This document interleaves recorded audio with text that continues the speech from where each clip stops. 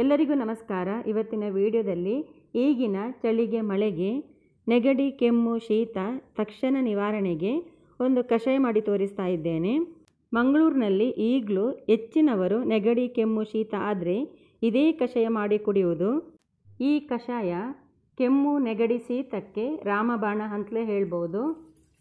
ಎಷ್ಟೇ ನೆಗಡಿ ಇದ್ದರೂ ಈ ಕಷಾಯ ಕುಡಿದ ತಕ್ಷಣ ನಿವಾರಣೆ ಆಗ್ತದೆ. ತುಂಬಾ ಒಳ್ಳೆಯದಾಗ್ತದೆ ಇದು. ಇಲ್ಲಿ ನಾನು ಒಂದು ಪಾತ್ರೆಗೆ 4 ಕಪ್ ನೀರು ಹಾಕಿಕೊಂಡಿದ್ದೇನೆ. ಈಗ ಗ್ಯಾಸ್ ಆನ್ ಮಾಡಿ ಮೊದಲಿಗೆ ಈ ನೀರನ್ನು ಬಿಸಿಯಾಗಲಿಕ್ಕೆ ಇಡ್ತಾ ಇದ್ದೇನೆ. ಈ ನೀರು ಬಿಸಿ ಆಗ್ತಾ ಇರಲಿ ಅಷ್ಟರವರೆಗೆ ನಾನಿಲ್ಲಿ 1.5 ಇಂಚಿನಷ್ಟು ಶುಂಠಿ ತಗೊಂಡು ಅದರ ಸಿಪ್ಪೆ ತೆಗಿತಾ ಇದ್ದೇನೆ. ಯಾರಿಗೆ ಎಷ್ಟೇ ನೆಗಡಿ ಇದ್ದರೂ ಈ ಕಷಾಯ ಮಾಡಿ ಕುಡಿದು 15 ನಿಮಿಷದಲ್ಲಿ ನೆಗಡಿ ಪೂರ್ತಿಯಾಗಿ ಕಡಿಮೆ ಆಗ್ತದೆ. ಅಷ್ಟು ಒಳ್ಳೆಯ ಕಷಾಯ ಇದು. ಮಂಗಳೂರಿನವರಿಗೆ ಹೆಚ್ಚಿನವರಿಗೆ ಈ ಕಷಾಯದ ಬಗ್ಗೆ ಗೊತ್ತು, ಆದರೆ ಬ್ಯಾಂಗ್ಳೂರಿನವರಿಗೆ ಅಷ್ಟಾಗಿ ಕೆಲವರಿಗೆ ಗೊತ್ತಿಲ್ಲ.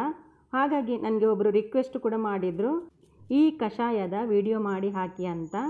ಈಗ ಶುಂಠಿಯ ಸಿಪ್ಪೆ ತೆಗೆದ ನಂತರ ಇದನ್ನು ನೀರಿನಲ್ಲಿ ಚೆನ್ನಾಗಿ ತೊಳೆದು ತಂದಿದ್ದೇನೆ.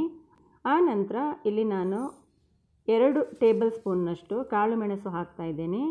ಈ ಕಾಳು ಮೆಣಸು ಮಿಕ್ಸಿಯಲ್ಲಿ ಪುಡಿ ಮಾಡೋದಕ್ಕಿಂತ ನಾವು ಈ ರೀತಿ ಕುಟ್ಟಿ ಪುಡಿ ಮಾಡಿದರೆ ಒಳ್ಳೆಯದು. ಇದು ತುಂಬ ನುಣ್ಣಗೆ ಆಗಬೇಕಂತೇನಿಲ್ಲ, ಸ್ವಲ್ಪ 2 ಭಾಗ ಆದರೆ ಸಾಕು. ಇದನ್ನು ಒಂದೇ ಸಲ ಹಾಕಿ ಪುಡಿ ಮಾಡುವಾಗ ಸ್ವಲ್ಪ ಅದು ಮೇಲೆ ಬರ್ತದೆ, ಆಚೆ ಈಚೆ ಹರಡ್ತದೆ. ಹಾಗಾಗಿ ಇದನ್ನು ಸ್ವಲ್ಪವೇ ಹಾಕಿ ಕೂಡ ಪುಡಿ ಮಾಡಿ ತೆಗಿಬೋದು. ನೋಡಿ, ಇದನ್ನು ಈ ರೀತಿ ಪುಡಿ ಮಾಡಿದ್ದೇನೆ.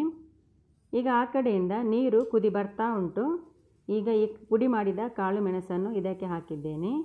ಇದು ಕುದೀತಾ ಇರಲಿ. ಈ ಕಡೆ ಈ ಶುಂಠಿಯನ್ನು ಕೂಡ ಜಜ್ಜಿಕೊಳ್ಬೇಕು. ಈ ಕಷಾಯ ಮಾತ್ರ ಒಂದು ಸಲ ನೆಗಡಿ ಶೀತ ಆಗುವಾಗ ನೀವು ಮಾಡಿ ಕುಡಿದರೆ ಮತ್ತು ನೀವು ಯಾವತ್ತೂ ಶೀತ ಕೆಮ್ಮು ಆದರೆ ಮೊದಲು ಈ ಕಷಾಯವನ್ನೇ ಮಾಡಿ ಕುಡಿತೀರಾ. ಈ ಕಷಾಯ ಕುಡಿಲಿಕ್ಕೆ ಕೂಡ ತುಂಬಾ ಒಳ್ಳೆಯದಾಗ್ತದೆ.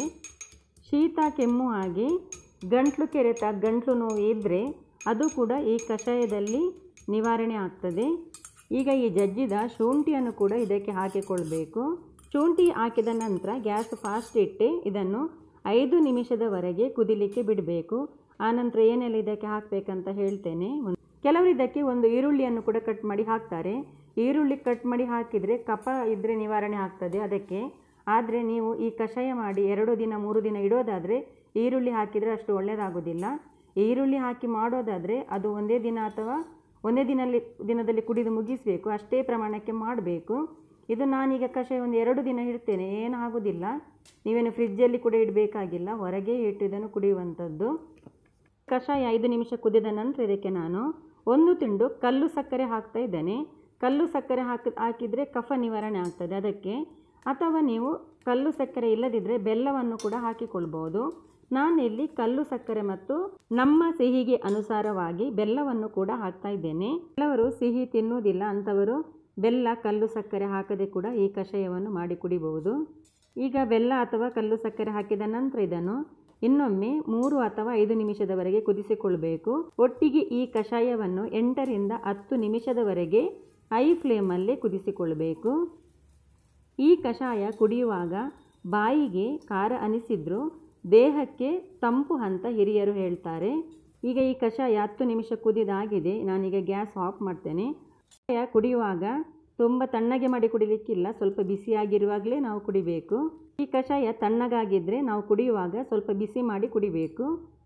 ಈಗ ಇದನ್ನು ಕುಡಿಯುವಾಗ ಒಂದು ಅರ್ಧ ಗ್ಲಾಸ್ ಒಂದು ಸಲ ಕುಡಿದರೆ ಸಾಕು. ಎಲ್ಲವನ್ನು ಒಮ್ಮೆಲೆ ಸೋಸಿ ಇಡಬೇಕಾಗಿಲ್ಲ. ಈ ಶುಂಠಿ ಮತ್ತು ಕಾಳು ಮೆಣಸು ಇದರಲ್ಲಿ ಇರಬೇಕು ಈ ಪಾತ್ರೆಯಲ್ಲಿ. ನೀವು ಯಾವಾಗ ಕಷಾಯ ಕುಡಿತೀರಿ ಆವಾಗ ಬಿಸಿ ಮಾಡಿ ಇದನ್ನು ಸೋಸಿ ಕುಡಿದರೆ ಆಯಿತು. ಇದಕ್ಕೆ ಮಂಗಳೂರಿನಲ್ಲಿ ನಾವು ಎಡ್ಡೆ ಮುಂಚಿ ಕಷಾಯ ಅಂತ ಹೇಳ್ತೇವೆ. ಇದು ಕಾಳು ಮೆಣಸಿನ ಕಷಾಯ. ಎಲ್ಲರೂ ಇದನ್ನು ಒಂದು ಸಲ ಮಾಡಿ ಕುಡಿದು ನೋಡಿ. ಹಾಗೆಯೇ ಇವತ್ತಿನ ಈ ವಿಡಿಯೋ ನಿಮಗೆ ಇಷ್ಟವಾದರೆ ದಯವಿಟ್ಟು ಲೈಕ್ ಮಾಡಿ, ಶೇರ್ ಮಾಡಿ. ಎಲ್ಲರಿಗೂ ಈ ಕಷಾಯದ ಬಗ್ಗೆ ಗೊತ್ತಾಗಲಿ. ಹಾಗೆಯೇ ನಮ್ಮ ಚಾನಲ್ ಇನ್ನೂ ಸಬ್ಸ್ಕ್ರೈಬ್ ಮಾಡದಿದ್ದರೆ ಸಬ್ಸ್ಕ್ರೈಬ್ ಮಾಡಿ. ಈ ವಿಡಿಯೋ ನೋಡಿದ್ದಕ್ಕಾಗಿ ತಮಗೆಲ್ಲರಿಗೂ ಧನ್ಯವಾದಗಳು.